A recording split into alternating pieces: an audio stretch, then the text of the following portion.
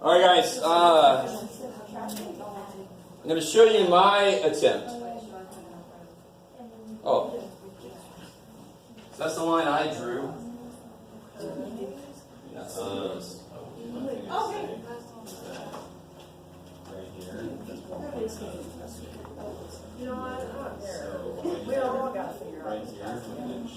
right, so part of this exercise, as I'm moving around, I'm trying to show you guys how maybe the line you drew wasn't quite in the right place. I drew 4 lines before I got this one.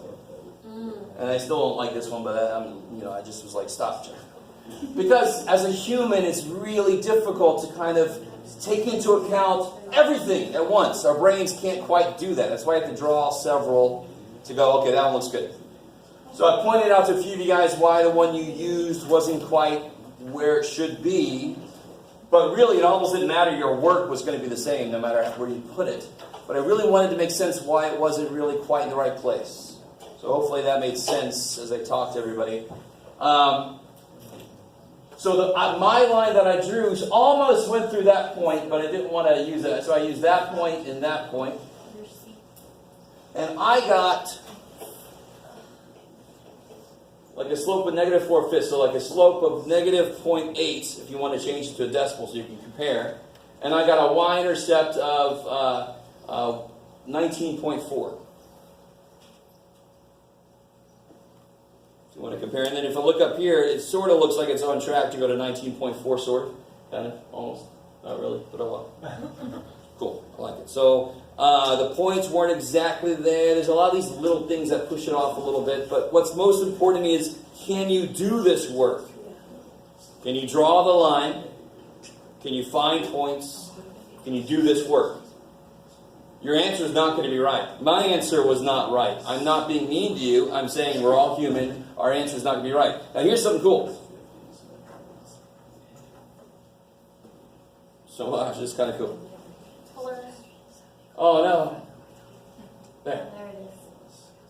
So there's the data points. I actually, we don't really use this calculator that much in here just because most of you guys are actually not going to statistics. But I put the data in, see these lists? They're like an XY table. So I figured out the points, and then you can make the calculator do the work you're doing. And here's the equation it came up with. Oh my God. Let's do this. So there's the slope it got, negative 0.766. Yeah, see how it calls it A, just to be different? We would normally have an M there, right? So it calls it A, so that's the slope. Are you guys with me? So I like that.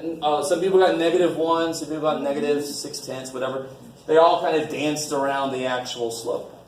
And that's part of what makes it difficult to do this. We can't really get it to line up correctly, perfectly. So I'm not going to expect this answer. I'm going to grade you based on, did you try to get the line in the right place? Did you know how to do the rest of the problem? Did you know how to get the equation line?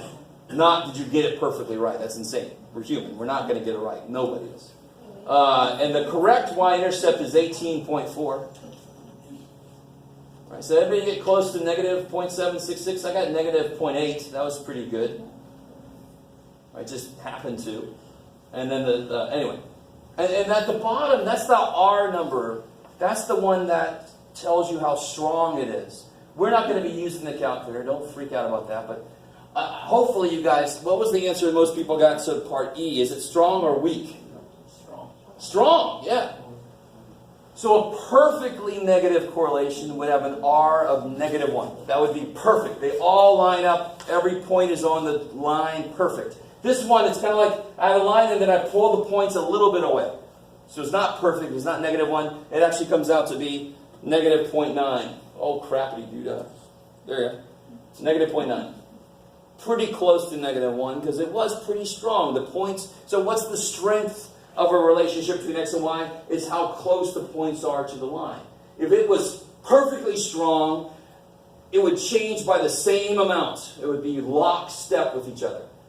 That's why it would all line up on the line perfectly. All the points would be right on the line. And then if you start pulling away, it's going to go -0.9, -0.8, -0.7, -0.6 as you pull them away from that line. The more spread out they are, the less strong of a relationship there is. Because they stop kind of lockstepping with each other.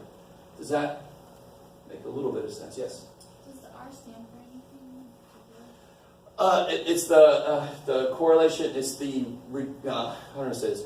The Pearson product, the correlation coefficient, but it's the regression number. So that's one reason why we use the letter R. Yeah. So regression. The word regress means to fall back. So when I take a sample, I expect the sample mean to get close to the actual mean. So that there's an actual average age of gross one, right? If I take a sample of gross one students and get their average age, it should be close to the average age of all gross one students, right? Especially if I take a large sample, nice random picking. So I expect my samples to regress towards the mean. So here, my mean is the line.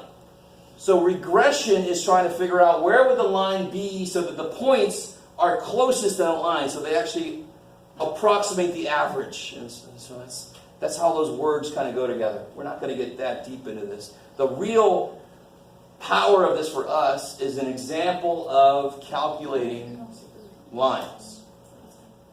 Because now what can I do with this equation? Whatever equation you got. So this equation that I got here. What's the x variable represent? Let's go back up here. This is like hours studied, right? This is hours studied versus mistakes made. And it makes sense, the more you study, the less mistakes you should make. Now, in real life, it's not going to be that perfectly linear, but I wanted to make this one kind of easy to draw the line. So what's the x variable represent? What's the x-axis? Hours. This is hours. So if I told you, what grade could I expect, or how many mistakes could I expect to make if I studied for 10 hours? You would just put a 10 there, and then calculate it. So now, since it's a very strong fit, since it's a strong relationship, I trust this equation to make predictions. So I'm like, what if I had studied for 5 hours? You plug a 5 in there, it'll tell you how many mistakes you could expect to make on average. You guys follow me? Or for the example from earlier, if I drink this many beers, what grade could I expect to make on the test?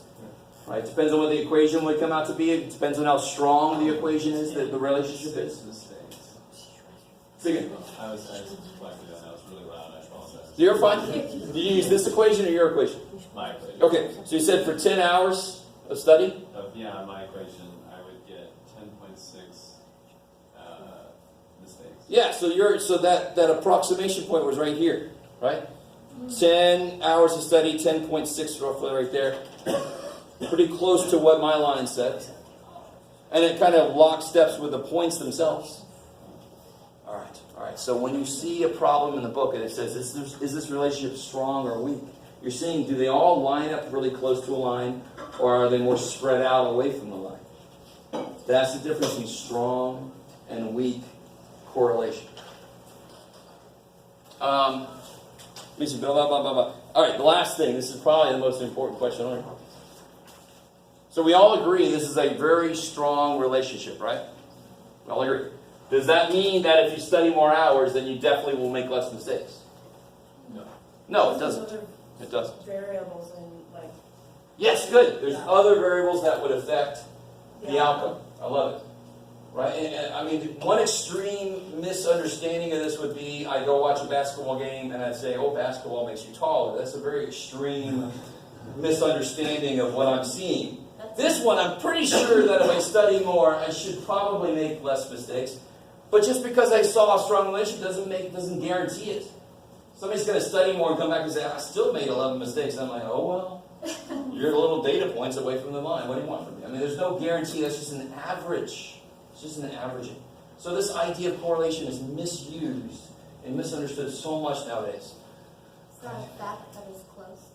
Say again? It's not a fact, but it's close. Yeah, it's a way to estimate something. So if it doesn't come out to be right, there was no guarantee. The best And that's really what statistics is.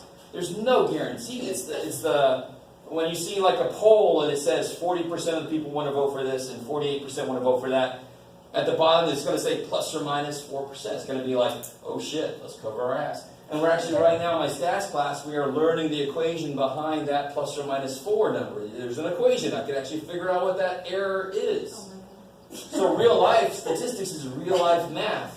It can never give you the answer. It can say, the answer is going to be this. If it ain't, don't blame me. I don't know, plus or minus 4, what do you want from me? Oh my god. The answer.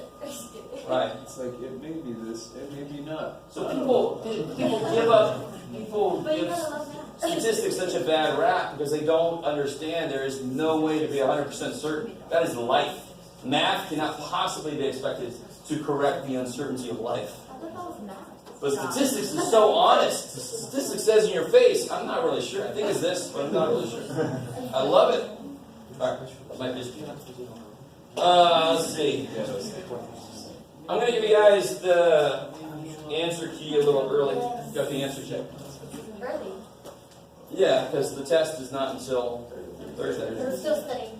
Yeah, so tomorrow is going to be review day. I love it. The very last problem I just said in class because they didn't feel like doing them all in another sheet of paper. So tomorrow, as part of what we'll do is we'll get the answers to that last problem. Okay. As always, be really careful. If you're not looking at the practice test at all, don't look at this.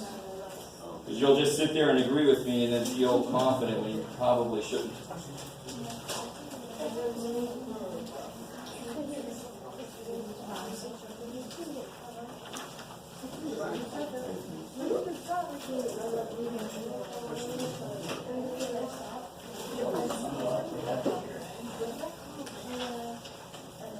Alright, that I think is plenty for today.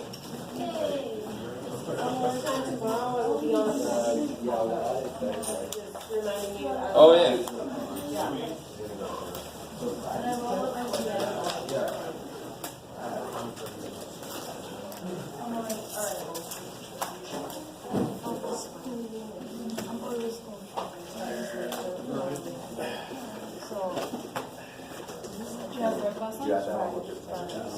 Yeah, good. But be careful now. What's being divided right there? What's being divided by the I'm like, oh, by the both way. A and 6. So there's no way. And then the second thing is if you do split them up, good. I like it. You wouldn't happen to have one of them practice tests. Oh yeah. Yes, I would be the one that would be most likely to. Sure. Hi, Jack. See Jackie? Yeah.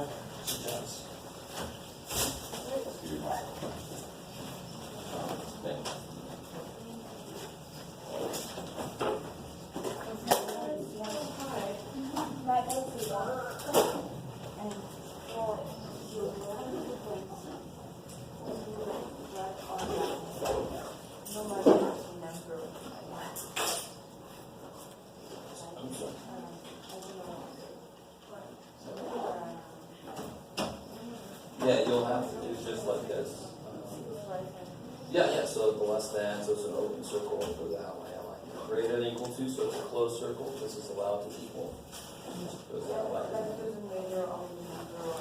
No, not really. Just more than one. Yeah. Thank you very much. Sure. Anytime.